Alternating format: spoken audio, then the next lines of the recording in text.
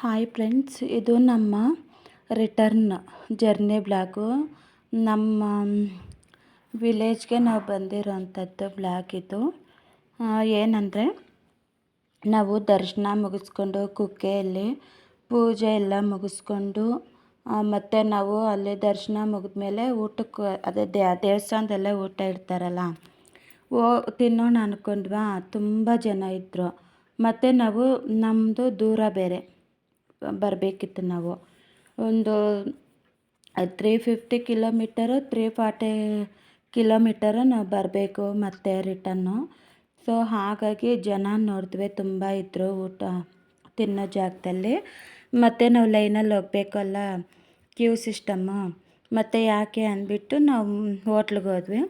ಹೋಟ್ಲಲ್ಲಿ ಈರುಳ್ಳಿ ಮತ್ತು ಬೆಳ್ಳುಳ್ಳಿ ಹಾಕದೇ ಇರೋಂಥ ಊಟನೇ ಸಿಗುತ್ತೆ. ನಾನು ಶಾಪಿಂಗ್ ಮಾಡೋವಾಗ ನೋಡಿದೆ ಅಲ್ಲಿ. ನೋಡಿಬಿಟ್ಟು ಆಮೇಲೆ ಸರಿ ಅಂದ್ಬಿಟ್ಟು ನಮ್ಮ ಹಸ್ಬೆಂಡ್ಗೆ ಹೇಳಿದೆ, ರೀ ಅಲ್ಲಿ ನಾನೊಂದು ಹೋಟ್ಲ್ ನೋಡಿದೆ, ಅಲ್ಲಿ ಈರುಳ್ಳಿ ಬೆಳ್ಳುಳ್ಳಿ ಹಾಕಿಲ್ಲ, ಅಲ್ಲಿಗೆ ಹೋಗೋಣ ಬನ್ನಿ ಅಂದೆ. ಸರಿ ನಡಿ ಅಂದ್ಬಿಟ್ಟು ಹೋದ್ವಿ. ಅಂದರೆ ನಾವು ಪೂಜೆ ಮಾಡಿಸಿದ್ವಿ ಅಲ್ಲ, 2 ಡೇಸು ಸರ್ಪದೋಷ ಪೂಜೆ, ಅದು ನಾವು ಮಾಡಿಸಿದ್ವಿ. ಸೊ ಹಾಗಾಗಿ ಅದಕ್ಕೆ 2 ಡೇಸೋ 3 ಡೇಸೋ ನಾವು ಈರುಳ್ಳಿ ಬೆಳ್ಳುಳ್ಳಿ ತಿನ್ನಬಾರ್ದು ಅಂದಿದ್ರು. ಮತ್ತು ಬೇಕ್ರಿ ಐಟಮ್ಸು ತಿನ್ನಬಾರ್ದು ಅಂದಿದ್ರು. ಅಂದರೆ ಅದಕ್ಕೆ ಮೊಟ್ಟೆ ಹಾಕಿರ್ತಾರಲ್ಲ, ಹಾಗಾಗಿ ನಾವು ಅದೇನು ತಿಂದಿಲ್ಲ.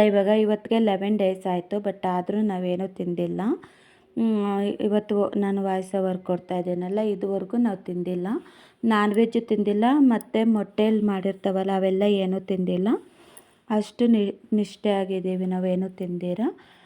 ಸರಿ ಅಂದ್ಬಿಟ್ಟು ಆ ಹೋಟ್ಲಿಗೆ ಹೋಗಿ ಊಟ ತಿಂದ್ಕೊಂಡು ಕರೆಕ್ಟಾಗಿ ನಾವು 2 o'clockಗೆ ಬಿಟ್ಟಿದ್ದಲ್ಲಿ, ಎಲ್ಲಿ ಕುಕ್ಕೆ 2 o'clock ಬಿಟ್ಟು ಮತ್ತೆ ನಾವು ಮಧ್ಯೆ ಎಲ್ಲೂ ನಿಲ್ಲಿಸಿಲ್ಲ, ಕಾಫಿ ಸಹ ಕುಡ್ದಿಲ್ಲ.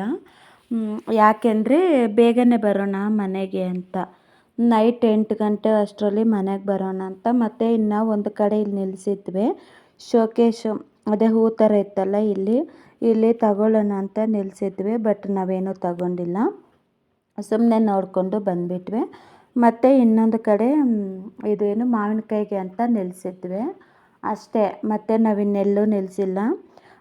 ದಾರಿ ಮಧ್ಯೆ ಬರೋವಾಗ ನಮಗೆ ಮಳೆ ಬಿತ್ತು, ಒಂದು ಅಷ್ಟು ದೂರ ಮಳೆ ಬಿತ್ತು.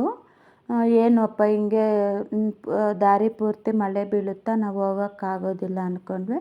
ಬಟ್ ಒಂದು ಅರ್ಧ ದಾರಿಗೆ ಒಂದು 100 ಕಿಲೋಮೀಟರು ಇಲ್ಲ 50 ಕಿಲೋಮೀಟರ್ ಅಷ್ಟು ಮಳೆ ಬಂತು. ಸರಿ ಅಂದ್ಬಿಟ್ಟು ನಾವು ಇನ್ನೆಂಗೂ ಮಳೆ ಬಿತ್ತಲ್ವ ಅಂದ್ಬಿಟ್ಟು ಸುಮ್ಮನೆ ಆದ್ವಿ. ನಮ್ಮ ಕಾರೂ ಇದಾಗಿತ್ತಲ್ವ, ಫುಲ್ ಬಿಸಿ ಆಗಿತ್ತು ಇಂಜನ್ನು, ಅದು ತಣ್ಣಕ್ಕಾಗಿತ್ತು. ನಮ್ಮ ಹಸ್ಬೆಂಡ್ ಅಂದರು, ಹೋದ್ರೆ ಹೋಗಲಿ, ಮಳೆ ಬಂದಿದ್ದು ಒಳ್ಳೆಯದೇ ಆಯಿತು, ನಮ್ಮದು ಇಂಜನ್ನು ನಾವೆಲ್ಲೋ ನಿಲ್ಲಿಸ್ದಿರ ಬರ್ತಾಯಿದ್ದೀವಲ್ಲ, ಹೋಗಲಿ ಬಿಡು, ಫುಲ್ ಹೀಟಾಗಿತ್ತು, ಇವಾಗ ಕೂಲ್ ಆಗುತ್ತೆ ಅಂದರು. ಸರಿ ಅಂದ್ಬಿಟ್ಟು ಮತ್ತೆ ನಾವು ಜರ್ನಿ ಮಾಡಿಕೊಂಡೇ ಬಂದ್ವಿ. ಮತ್ತು ನಾನು ಅಲ್ಲಿಗೂ ಅಂದೆ, ರೀ ಎಲ್ಲಾದರೂ ಕಾಫಿ ಕುಡಿಯೋಣ ಅಂದ. ಬೇಡಮ್ಮ, ಇಲ್ಲಿ ನಾವು ಮತ್ತೆ ಇನ್ನೆಲ್ಲೂ ನಿಲ್ಲಿಸೋದು ಬೇಡ, ಲೇಟ್ ಆಗುತ್ತೆ ಮನೆಗೆ ಹೋಗೋಷ್ಟೊತ್ತಿಗೆ, ಕಾಫಿ ಏನೂ ಬೇಡ, ಬಾ ಮನೆಗೆ ಹೋಗೋಣ ಅಂದರು. ಸರಿ ಏನು ಮಾಡೋದು, ಬೇಜಾರಾಗ್ತಿತ್ತು ನಮಗೆ. ಸಂಜೆ ಟೈಮ್ ಒಂದಷ್ಟು ಕಾಫಿ ಕುಡಿದ್ರೇನೆ ಅಲ್ವಾ ಇಷ್ಟ ಆಗೋದು.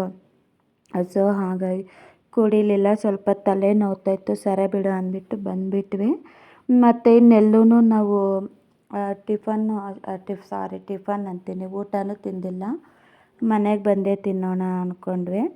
ಪೂಜೆ ಮಾಡಿಸಿರೋದ್ರಿಂದ ಮನೆಗೆ ಬಂದೇ ತಿನ್ನೋಣ ಅಂದ್ಕೊಂಡ್ವಿ. ಮನೆಗೆ ಬಂದೆ. ನಾನು ಮೊಸರು ಪ್ಯಾಕೆಟ್ ತಂದು ಮಾಡ್ಕೊಂಡಿದ್ದಿದ್ದು ರೈಸು.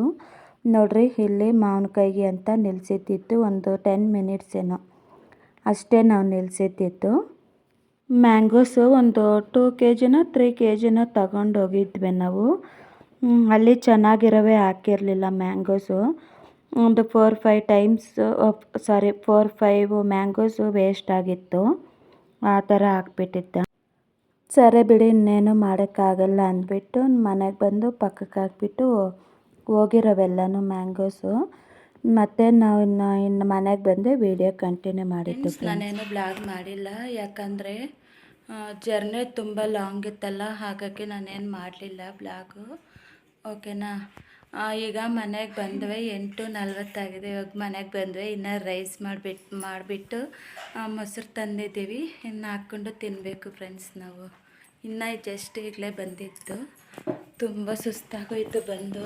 ಬಟ್ ಏನು ಮಾಡೋದಾದರೂ ರೈಸ್ ಮಾಡಬೇಕು ಅಷ್ಟೇ ಫ್ರೆಂಡ್ಸ್. ನಾವಿನ್ನು ಅದೇ ರೈಸ್ ಮಾಡಿಬಿಟ್ಟು ಎಲ್ಲ ತಿಂದುಬಿಟ್ಟು ಇನ್ನೇನು ಮಲಗೋದಷ್ಟೇ ಫ್ರೆಂಡ್ಸ್. ಈ ಬ್ಲಾಗ್ ಇಲ್ಲಿಗೆ ಎಂಡ್ ಮಾಡ್ತಾಯಿದ್ದೀನಿ. ಈ ಬ್ಲಾಗ್ ನಿಮ್ಗೆ ಇಷ್ಟ ಆಗಿದ್ದರೆ ಪ್ಲೀಸ್ ಲೈಕ್ ಮಾಡಿ, ಶೇರ್ ಮಾಡಿ, ಕಮೆಂಟ್ ಮಾಡಿ, ಸಬ್ಸ್ಕ್ರೈಬ್ ಮಾಡಿ. ಬಾಯ್ ಫ್ರೆಂಡ್ಸ್, ಗುಡ್ ನೈಟ್, ಬಾಯ್ ಬಾಯ್.